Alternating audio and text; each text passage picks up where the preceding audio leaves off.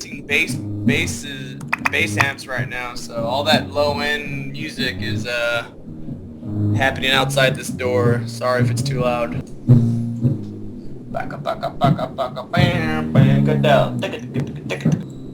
Eddie, tell me something about KYNG from start to finish, because it seems to me, looking at your bio, that this band is not real old. What, maybe 5 or 6 years? I always feel like it's 4.5. Okay, so 4.5 years, and I mean, you guys have done a lot. Yeah. In under 5 years. So tell me about the beginning of the band. How did you guys get together? Well, Tony and I used to be in a band together a long time ago. He eventually jumped in a band with Pepe. And whatever happened, I kind of forget the details at this point, but I know the band that Pepe and Tony were in, they got all their shit stolen, and basically Tony called me up. He's like, hey man, I really want to let's do a side project together. And I said, sure, I'm not really doing much but working anyways. And he's like, I got this drummer, he's really good. I said, great, let's do it. And I guess about the next day we formed KYNG, and just never looked back. Where'd the name come from? Nothing. We were just bored. Okay. So what's the secret to success? I mean, 4 years from, hey, want to start a band to this, so you've got special sauce. I guess we have special sauce. Yeah, I wish. We just wrote a bunch of songs that a handful of people liked, and it just so happened that those handful of people were people that were the ones that should like them. You know what I'm saying? Right. Mainly our buddy Jose, who wasn't our buddy at the time, and he loved the band. He showed up to a rehearsal once, just hanging out, just out of the blue for whatever reason, and we jammed some tunes. I think he wanted to come out and just jam some Pantera songs and just hang out because he was bored in California. And we were like, yeah, well, hey, we're going to jam a couple of songs. He's like, yeah, go for it. And we just started playing some tunes, and he was just kind of like blown away. He's like, holy shit, you guys are fucking really good. Like, I don't think he expected to see or hear much of anything, just wanted to jam, and it turned out, he's like, wow, you guys are really good. We got to push this. So, we gave him one of our recordings, which was our demoed version of Falling Down, and he was just like, I'm going to play it on Sirius Satellite Radio, and he did. So ever since then, he's championed the band, and he's been like our number one fan ever since, and it's been great. And now we're family, like, it's pretty rad. Good friend to have. Yeah. Pretty one awesome. Of those old stories from like the 50s, when those bands were like, oh, this radio DJ just started playing us, and all of a sudden people started liking what they were hearing, and kind of the same scenario. That's really cool. All of you guys play instruments and into music from a young age, or what? No, well, Pepe's kind of the dude. He's super knows how to read music and all that good stuff. We're a bunch of jokes. We're a bunch of idiots. Tony and I never learned how to read music. I can, but I'm not like fluent in it. Tony started playing when he was like 21, 22 or something like that. I think I started playing when I was like 13, 14. And just kind of picked it up all by ear, and every now and again my uncle, who was a really good jazz blues guy, he would show me a few chords here and there, and I would just go off and just play and play and play until my mom was just like, shut the fuck up already! As a musician, what is the most important thing to you? The music.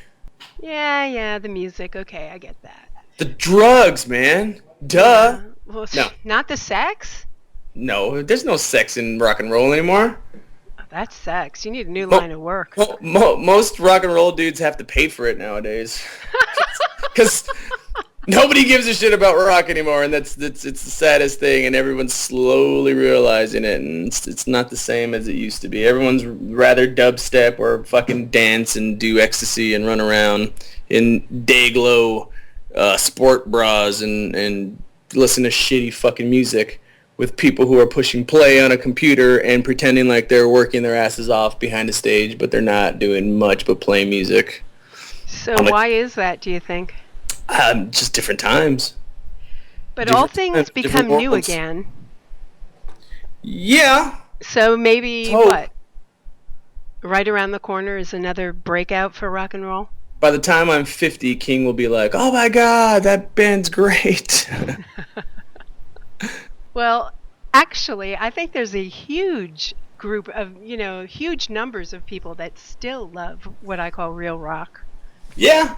I mean, I don't think they're and they're not condensed. They're really far apart. There's not every little town we go in. I mean, there's this resurgence and there's a rock and roll thing that's happening, and it's really cool and it's good to see. But never let's hope it gets back to how it used to be. Like the late the 60s and 70s and 80s, that whole era of all that was great. We need to get back to that, where people actually cared about music and cared about what the guitar player was playing and what the vocals melodies were and the melody and the lyrics in between that, and just knowing the bass player's name and the drummer's name and knowing the fucking vocal, the singer. That doesn't happen anymore. I always tell the story. I remember being like, I don't know, 12, 13 or something like that. And, just by having MTV, the real MTV that would play music, and you would know who fucking Kurt Loder was, and he would come out with his MTV News, and you had no choice but to know who Perry Farrell was. You're like, oh, Perry Farrell, he's a fucking singer of Jane's Addiction, and oh, he started a new band called Porno for Pyros, and you knew who Michael Stipe was, and all these, all these dudes. Even if you didn't like the music, you knew them. It was like important to know the names of these guys. You knew who Phil Anselmo and Rex Brown were. You knew Dime. You knew Dave Mustaine and James Hetfield. Like, it was real news. It was all real, like, happening. It's like, oh, you needed to know this type of shit. Now it's like, who the fuck are these people? This is a band. I've heard of that band, but I don't know who the singer is, and I don't know, and I damn sure don't give a shit who the bass player is. That is really true. And I often wonder why that is. What changed? What was the catalyst there? Because it seems like overnight there was a shift in where people used to be real fans. I mean, they followed a band, sometimes literally followed a band across the country on tour. Yeah. And what happened to that? I don't know. I wish I knew. I wish I could change it back, because this is silly. You could walk up to any kid these days and be, they'd be like, hey, what's your favorite band? And they'll say like whatever, like a Dying Mouse or whatever fucking band name that they'll throw at you, and be like, oh yeah, what's the name of the singer? And they'll have no clue. They'll have no clue who. It's just like a flavor of the week, and it's just in passing. And a lot of bands are like that, and a lot of rock bands are like that, and it has a lot to do with the record industry and just people in general who are working that industry, who just are trying to get that flavor of the week and trying to get that first week of sales, and oh, it didn't work out so great, see you later. No one's developing an artist, no one's developing something great. Yeah, maybe that's what happened. Maybe the Backstreet Boys and Britney Spears and Justin Bieber happened. Definitely. Let's blame it on them. Yeah, well, that would be easy enough just to blame it on them. But you know what? It's not the case. There's a lot of shitty musicians out there they're just bands that are out there that are just sucking ass, and they're not real. They're just out here for the lifestyle, and they're not out here to really try to promote good music and play the feeling and capture that magic. They just want to.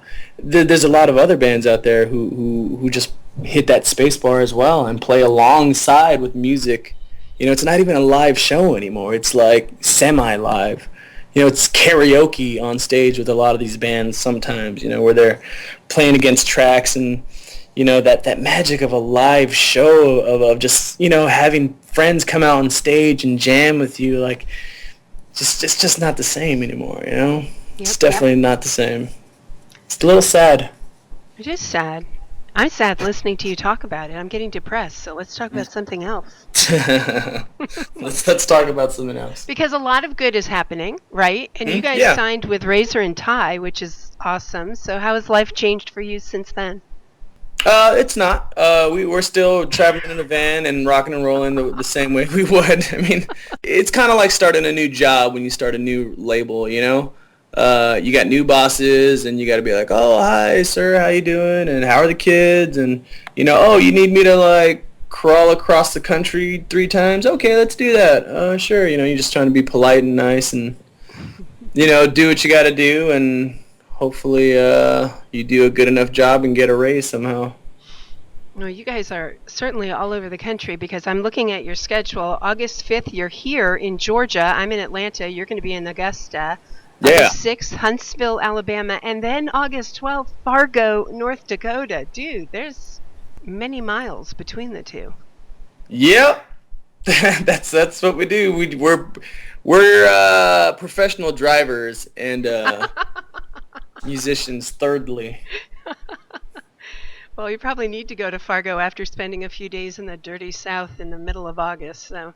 Hey, I don't mind that. Give me some barbecue ribs and some sweet tea. I'm fine. So that is really cool, though. I'm looking at this tour, which I think you're wrapping up a tour right now, the end of May, and then July 11th you kick off in Johnson City, Tennessee, and then it looks like you go through a month or so, right? Middle of July to middle of August? Something like that. Yeah, you hit everywhere. Yeah, I mean, we just got off a tour with the Lacuna Coil, and we were out and about and hitting every freaking state we possibly could, and then we hit the festival circuit, and now we're out with Crowbot, a bunch of good rock and rollers out of Jersey or Pennsylvania. I don't freaking know. They're a mixed bunch of hooligans, and we're also out with Rex Brown and Kill Devil Hill. So this is a really good rock and roll package that's happening. And well, actually tonight's the last night of that show. So it's if you were planning on going out and you didn't make it, you fucked up. But tonight it's gonna be rad, because we're going to do Sabbath Bloody Sabbath, all the bands together on the stage at one time, and it's going to be a blast. And if you make it out tonight, great. If you don't, you're not going to hear it on MTV News. Here's what I want to ask you. Of all the bands that you have played and shared this stage with, which one stands out? Which one was like super awesome? Oh man, I don't know. What if all the bands are listening? All of them were super awesome. Well, they probably Take us are. Out tour again. Yeah. Everyone. No. Let me see. I can be honest. I will be honest. The Megadeth shows, that tour was great. The Countdown to Extinction 20th anniversary was a blast. We had a blast. The tour was great. The fans are great. Dave Mustaine and the dudes in the band were fucking awesome.